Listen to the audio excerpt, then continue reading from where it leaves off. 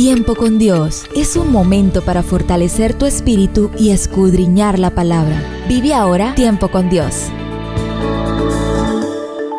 Familia linda, ¿cómo están? Va muy bien, ¿no es cierto? Han aprendido un poquito más de lo que ya sabían, pero de una manera más consagrada, de una manera más ferviente, no de una manera religiosa y aparentemente piadosa, pero que después beba de no beba y chupe Guadalupe. No. Por ahí no es la cosa. O nos consagramos o nos quedamos en el estado de desgracia en que veníamos. Pero yo creo que es mejor consagrarnos, porque Cristo ya viene y Él no va a levantar una iglesia arrugada, sino una iglesia sin mancha y sin arrugas. Y esa iglesia es la iglesia que Él ganó en la cruz del Calvario. Bueno, vamos en este tercer día a la introducción. Lucas en el capítulo 11, versículo 1, escribe: Señor, enséñanos a orar. ¡Qué bueno! Este es un asunto sorprendente, definitivamente. ¿Sabe usted al menos 5 elementos que comprenden la oración bíblica? Converse con su cónyuge durante 10 segundos y después continúe leyendo. Durante un día promedio, el número de oraciones que Dios recibe debe ser demasiado grande como para que lo podamos comprender. Y un gran número de oraciones no contienen los 5 elementos que enseñó el Señor Jesús. Vamos a analizar estos 5 elementos de una oración. Si es posible, tomen papel y lápiz para que después lo hagan conforme a la enseñanza que estamos dando en esta introducción. El primer elemento es adoración.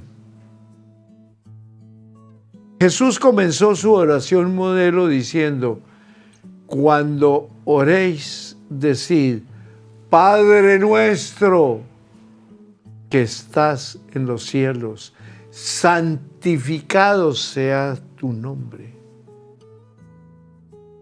Eso es adoración.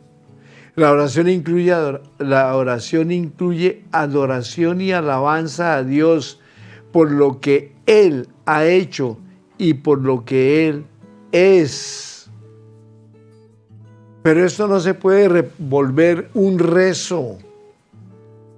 Simplemente es tomar esta calidad de introducción, pero usted puede cambiarla de una manera sencilla. Si lo quiere adorar, adórelo dándole gracias, porque le presta la vida. Él es el dador de la vida.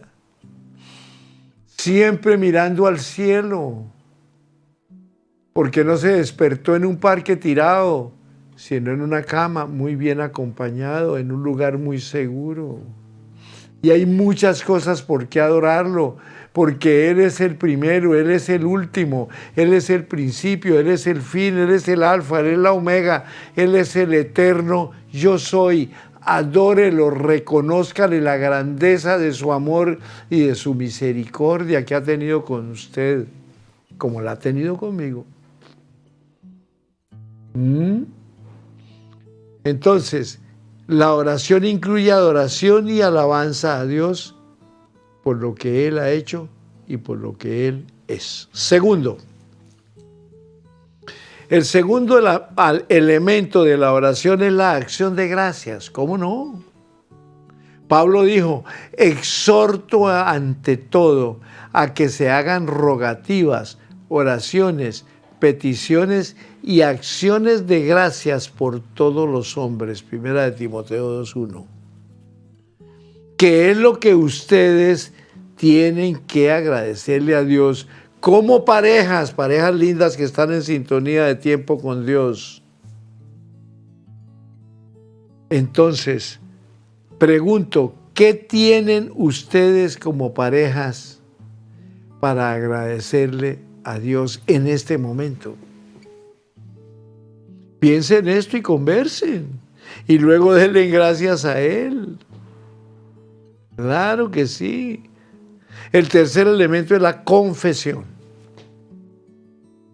Si en mi corazón hubiese yo mirado a la iniquidad, el Señor no me habría escuchado. Salmo 66, versículo 18. La oración es un momento para limpiarse. Es el momento de admitir su pecado y recibir el perdón de Dios. Usted solamente puede confesar su propio pecado y no el de su cónyuge. Cuarto elemento es la petición. Pedirle a Dios que supla sus necesidades personales.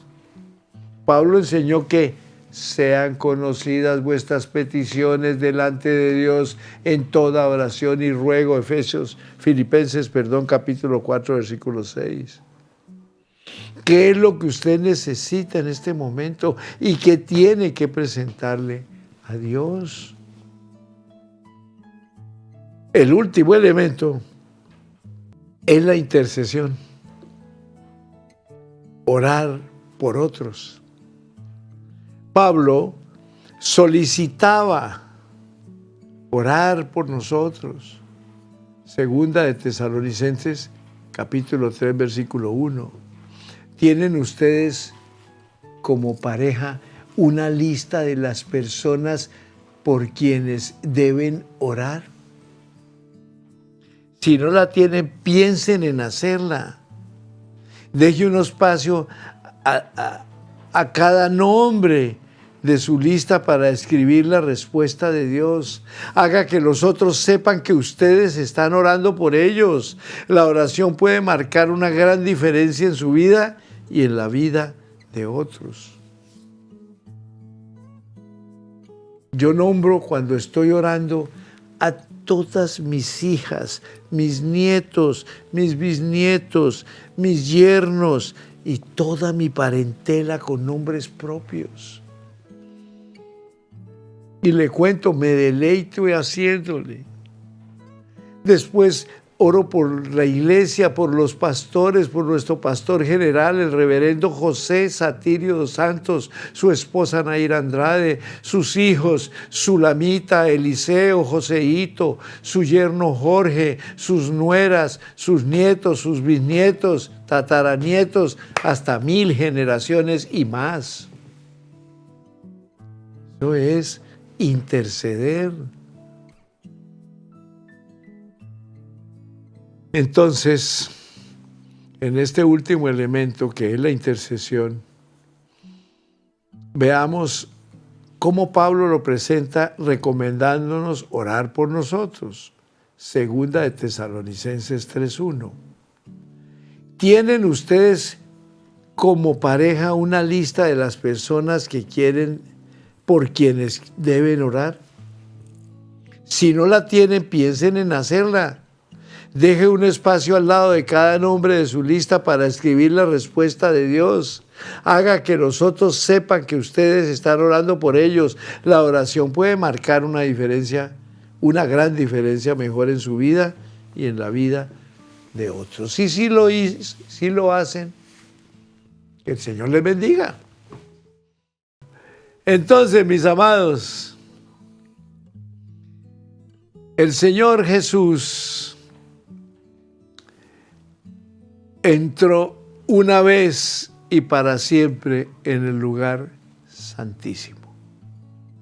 No por virtud de la sangre de los becerros y los machos cabríos para hacer reconciliación con Dios y el hombre, sino por su propia sangre, habiendo asegurado una completa y eterna redención para nosotros. Amables oyentes y televidentes de la frecuencia F, radio y televisión, nos aseguró completa y eternamente la redención. Por eso no se puede jugar con la salvación que ya tenemos. No podemos cambiarla por cualquier pilatuna, por cualquier tontería que el sinvergüenza de Satanás nos indique. Podríamos decir que Jesús hizo bien su trabajo. Hasta este momento todo había sido hecho para ayudarnos a soportar el problema, óigame bien, hasta la plenitud del tiempo de Dios. Cuando fue el tiempo correcto de poner en acción el plan que había anunciado en el huerto del Edén, Dios envió a su Hijo para hacer el trabajo bien hecho. Jesús ofreció su sangre una vez, óigame bien, y para siempre. Eso quiere decir dos cosas. Uno, que jamás tendrá que hacerlo otra vez. Y dos, que lo ha hecho por todos.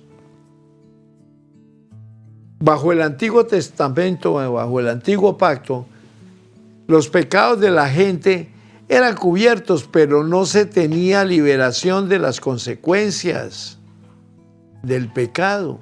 ¿Por qué? Porque la sangre de los toros y de los machos cabríos se utilizaba para la purificación del cuerpo del hombre, pero jamás podía alcanzar el ser interior y purificar su conciencia. Usted eso lo encuentra ahí en Hebreos capítulo 10, versículos 1 al 3. Se requería para ello un diferente tipo de sangre que obrara con un diferente espíritu. Y eso era el bendito Espíritu de Dios. La bendita sangre de Jesús a través del Espíritu Santo de Dios. Estás en Tiempo con Dios, tu mejor momento. Entonces hablemos de la sangre y el Espíritu. Hebreos 9, 13 al 14 nos dice, porque si la sangre de los toros, óigame bien, porque si la sangre de los toros y de los machos cabríos y las cenizas de la becerra rociada a los inmundos santifican para purificación de la carne, ¿cuánto más la sangre de Cristo, el cual mediante el Espíritu Eterno se ofreció a sí mismo sin mancha y sin contaminación a Dios? Limpiará vuestras conciencias de obras muertas para que sirváis al Dios vivo. Escriban la cita bíblica, Hebreos capítulo 9, versículos 13 y 14.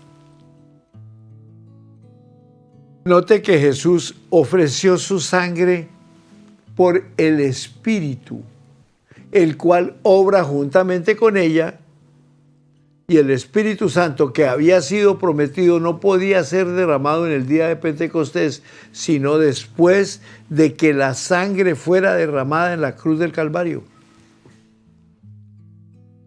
La sangre y el Espíritu todavía operan juntos en el día de hoy. Honre la sangre y verá derramarse el Espíritu en su vida. Les repito eso, por favor, parejas lindas que están en sintonía de Tiempo con Dios. Honren la sangre de Cristo vertida por usted y por los suyos. Y desde luego por toda la humanidad. Y verán derramarse sobre vosotros el poder del Espíritu Santo en sus vidas. Vivimos en los últimos días, en un tiempo cuando Dios ha prometido derramar su gloria sobre su pueblo. Joel 2, 28 al 32. He notado un incremento en la enseñanza sobre la sangre de Jesús en estos últimos tiempos. Varios libros nuevos sobre el tema se han escrito recientemente. Dios equipa hoy a su pueblo. Él está listo para mostrar su gloria, pero tenemos que honrar la sangre. Debemos ser conscientes que cuando Dios se mueve con poder, óigame, Satanás también lo hace en su contra y en contra nuestra con ímpetu negativo. Que el Señor lo reprenda. La sangre es nuestra protección. Satanás le teme a la sangre preciosa de Cristo. Este tema es uno de los medios que el Señor ha escogido para equiparnos, óigame bien, y ayudarnos a ser unos vencedores en esta guerra de los últimos tiempos. Entonces, hablando de la sangre, entendamos, hijos amados que están en sintonía de tiempo con Dios, que la sangre derramada cubre el pecado. Segunda de Corintios 5:21 nos dice: al que no conoció pecado, Jesús, por nosotros se hizo pecado, para que nosotros fuésemos hechos justicia de Dios en él. La cruz de Cristo, el altar sobre el cual Él se ofreció a sí mismo, tenía que cubrirse y fue cubierto con sangre. En el Éxodo vemos el ejemplo del Antiguo Testamento. Y tomarás de la sangre del becerro y pondrás en los cuernos del altar con tu dedo y derramarás toda la sangre en la base del altar. Y matarás el cordero y esparcirás su sangre alrededor del altar. Éxodo 29, 12 y 16. En el sacrificio hebreo por el pecado, la sangre era arrojada sobre el altar y en la base del altar. Por lo tanto, vemos este cuadro en el sacrificio de Cristo por nuestro pecado. Sangre sobre el altar, la cruz. Fluyendo del altar, la cruz. Derramándose sobre la base del altar, la cruz. Jesús mismo tuvo que ser cubierto con sangre. Tenía que ser de esta manera. Él cargaba nuestros pecados sobre sí mismo. Fue hecho pecado por nosotros. El pecado produce muerte y solo la vida vence a la muerte. La vida está en la sangre, por lo tanto, al tomar nuestros pecados sobre sí para expiarnos, su sangre tuvo que ser derramada para que la vida absorbiera la muerte. En Éxodo capítulo 29, versículo 20, vemos el tipo y figura en el cual el sumo sacerdote debía ser ungido con sangre para santificarse y poder ministrar en representación del pueblo. Entonces matarás el cordero y tomarás parte de su sangre y la pondrás sobre el lóbulo de la oreja derecha de Aarón y de sus hijos, sobre el dedo pulgar de las manos derechas de los pies derechos de ellos, y el resto de la sangre la rociará sobre el altar y alrededor de él. Todas las ceremonias, mis amados, del Antiguo Testamento, del Antiguo Pacto, apuntaban a la muerte y el derramamiento de la sangre de Cristo Jesús. Pero las personas que las realizaban no sabían que estos actos eran tipos y figuras, y aún se diría que eran profecías de cosas por venir.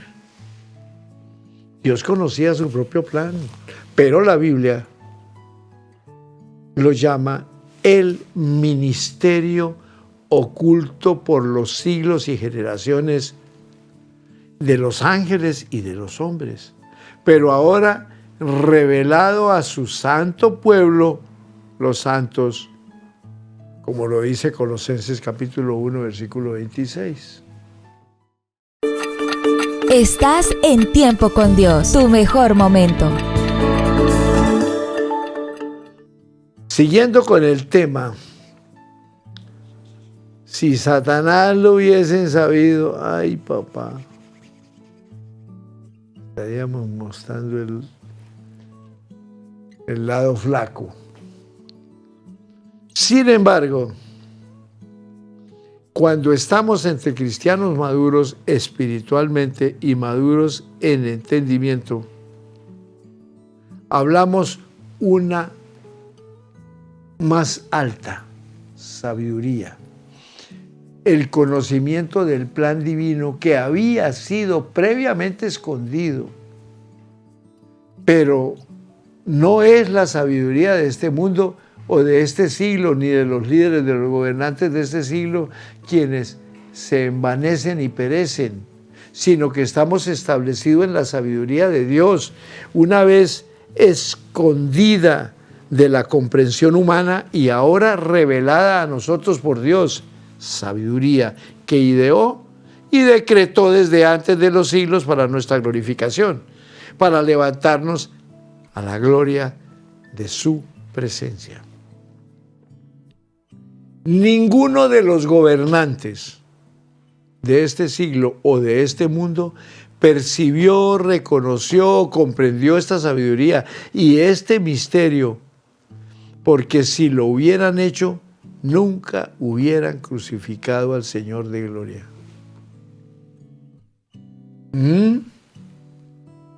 Si Satanás supiera lo que hacía cuando crucificó al Señor de gloria, nunca lo hubiera hecho. Él pensó que la crucifixión fue su más grande victoria. Pero él pensó que la crucifixión fue su más grande victoria, pero fue realmente su derrota definitiva. Si Satanás supiera lo que hacía cuando provocó los 39 azotes que Jesús recibió en su espalda, cuando incitó a los soldados a hacer una corona de espinas y presionarla sobre su cuello de cabelludo, sobre su cuero cabelludo, hasta ver correr la sangre por su rostro y por su barba, cuando traspasó sus manos, sus pies y su costado, si supiera qué hacía al provocar el derramamiento de la sangre de Jesús que redimió al hombre, ciertamente jamás lo hubiera hecho. Si lo hubiera visto, hubiera tenido un poquitico de discernimiento de espíritu de lo que estaba haciendo, se arrepiente. Bueno, entiendan, mis amados que están en sintonía de Tiempo con Dios,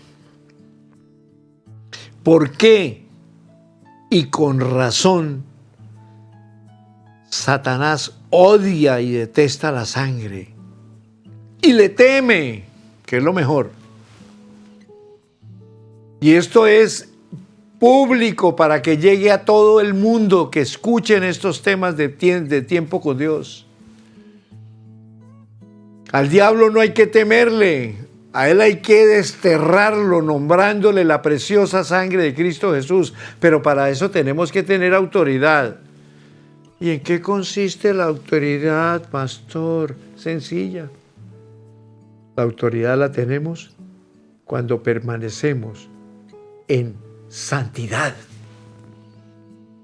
No es nomás yo reprendo al diablo con la sangre. Cuidado, porque si usted ha estado pecando, ha estado mintiendo, ha estado haciendo lo incorrecto delante de Dios y toma la sangre como si fuera un vaso de agua, eso no le funciona. El diablo cruza de pierna y se ríe. Pero con la autoridad que usted tiene por vivir en santidad, entonces ahí en donde ve que usted está reprendiendo con una autoridad delegada por Dios a través del poder de la sangre preciosa de Jesús. Y eso es lo que Satanás odia y detesta de la sangre del Cristo de la gloria, porque le teme. Si supiera las implicaciones, jamás habría derramado esa sangre inocente. Pero ocurrió una vez y para siempre. Y este hecho no puede deshacerse nunca, porque fue real y fue hecho por el Hijo, el unigénito Hijo de Dios. Satanás no podía tocar a Jesús si el Padre no se lo permitía. Pero el Padre lo hizo porque Él tenía un plan glorioso, un misterio escondido por los siglos y por generaciones, pero revelado ahora a nosotros en Cristo Jesús. En nuestras vidas, óigame, a menudo Satanás piensa que nos hace algo tan terrible que acabará con nosotros. Sin embargo, Dios tiene un plan completamente diferente. Él toma lo que Satanás utiliza para dañarnos y lo hace obrar no solo para bien nuestro, sino para el bien de los muchos a quienes ministraremos. No tema hablar de la sangre, no tema, pero vaya, hágalo en santidad. Cuando esté tentado a darse por vencido en tiempos de prueba, recuerde siempre lo que dice Romanos 5, 17 al 19. Porque si por la culpa, óigame bien, caía ofensa de un hombre, reinó la muerte a través de ese uno, mucho más reinarán como reyes en vida todos aquellos que reciben la superabundante gracia y merecido favor de Dios y el don gratuito de la justicia, poniéndolos en recta relación consigo mismo, a través del hombre Jesucristo, el Mesías, el ungido. Así que como por la culpa de un hombre, el paso en falso y el descarrío de ese hombre, vino la condenación para todos los hombres, así el acto de justicia de un hombre trajo la justificación y la vida para todos. Porque así, como por la desobediencia de un hombre, los muchos fueron constituidos pecadores, así también por la obediencia de uno, Jesús de Nazaret, los muchos, óigame, serán constituidos justos, o sea, aceptos ante Dios y puestos en una correcta relación con Él. La muerte pasó a todos los hombres por el pecado de Adán, pero la vida pasó o se hizo disponible para todos a través de Jesucristo. Pero no sin derramamiento de sangre, porque la vida está en la sangre. Estás en Tiempo con Dios, tu mejor momento. Entonces, mis amados, en este segmento, que es el último de este tercer día, ustedes van a entender lo que significa estar protegidos, óigame bien, protegidos por la bendita sangre de Jesús. Hebreos 11:28 dice: por la fe, Moisés celebró la Pascua y la aspersión de la sangre para que el que destruía a los primogénitos no los tocase a ellos. Debemos aprender cómo usar la preciosa sangre en el día de hoy. Tal como aprendimos que el nombre de Jesús nos fue dado para utilizarlo, Vemos ahora que ocurre lo mismo con la sangre y debemos aprender a utilizarla. Pero tener, óigame bien, una cosa no produce ningún beneficio a menos que se sepa cómo utilizarla con propiedad. Si yo tuviera un automóvil, óigame bien, en mi garaje, pero no supiera conducir, no me llevaría a donde yo necesito ir. Si tuviera una estufa en mi cocina, pero no sé cómo usarla, no me sería útil para preparar mis alimentos y los de mi familia. Si tuviera un sistema de alarma en la casa, pero no supiera cómo usarlo, pues no me proporcionaría mucha protección contra los ladrones. Los creyentes tienen la sangre de Jesús, pero solo unos pocos comprenden su valor.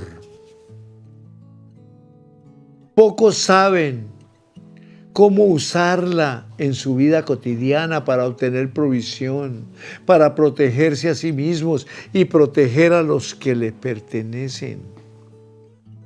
Para comprender plenamente el rol y la función de la sangre en nuestra vida diaria, vamos a dar una mirada al Antiguo Testamento y lo haremos mañana. Hoy terminamos, el tiempo se acabó. Gloria a Dios, gloria a Dios, gloria a Dios. Estudiaremos mañana porque el tiempo ya hoy no nos dio. Entonces prepárense. Van a aprender a usar la bendita sangre de Jesús para protección divina. No tenerla por agüero. No. Es saberla usar porque es bendita sangre, pura sangre del Cristo de la gloria. Gloria a Dios, gloria a Dios, gloria a Dios. Recuerden que Cristo viene pronto y que debemos estar preparados y que estos temas los ha enviado nuestro Padre Celestial para tener conocimiento de que debemos vivir listos. Esto va a ser como un abrir y cerrar de ojos. Y debemos estar muy preparados. Bendiciones para todos en Cristo Jesús. Amén y amén.